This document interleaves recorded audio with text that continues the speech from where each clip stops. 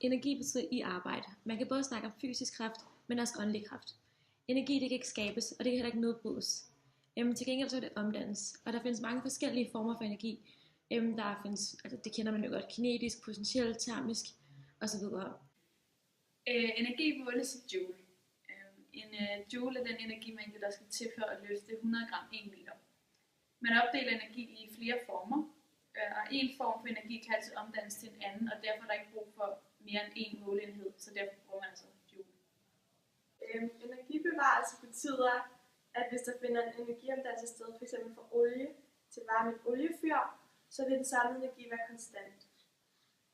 Selvom der bliver mindre olie på grund af forbrænding, så vil energien i et forbrændt olie være omdannet til termisk energi. Altså den samlede energi er konstant. Nyttevirkningen forkortes til N. Nyttevirkningen beskriver en dynamisk proceseffektivitet. Man bruger formlen N lige med E udnyttet divideret med E tilført. Den formel den beskriver, hvor meget energi man får ud af en proces, i forhold til hvor meget energi processen den får tilført. Nyttevirkningen det beskriver altså kort sagt, hvor effektiv maskinen er for eksempel til at omdanne for eksempel varme til mekanisk arbejde eller lignende. Hvis man for eksempel ser på en glødepære, så har en glødepære en meget, meget lav nyttevirkning. Som I måske ved, så bliver en glødepære meget, meget varm. Det er fordi, at en masse af energien bliver omdannet til termisk energi. Så det er ikke fordi, at den ikke omdanner energien, men det er mere fordi, den omdanner den elektriske energi til noget andet end bare lys.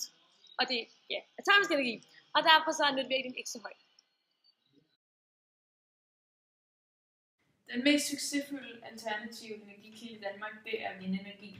15% af vores energi i Danmark, det kommer fra vores vindmøller.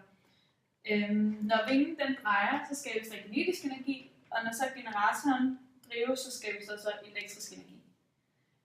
Vi er også begyndt at bruge solenergi, som vi optager gennem solceller, og nogle er også begyndt at bruge dem til privatbrug, som at bruge sig til at varme huset op, eller varme vandet op og sådan noget. I andre lande, f.eks. i Norge, der har man allerede vandenergi. Og der bruger man det i de store floder, hvor der er masser af strøm, men da man i Danmark ikke har de her store floder med strømmen, så er man begyndt at eksperimentere med bølgeenergi i de store have rundt omkring os.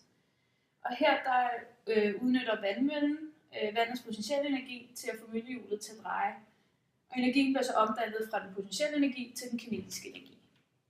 En fjerde alternativ energikilde, det er kernekraft. Det har vi ikke i Danmark, da det er ulovligt. Men i Sverige har man det, og det foregår så igennem et stort atomkraftværk.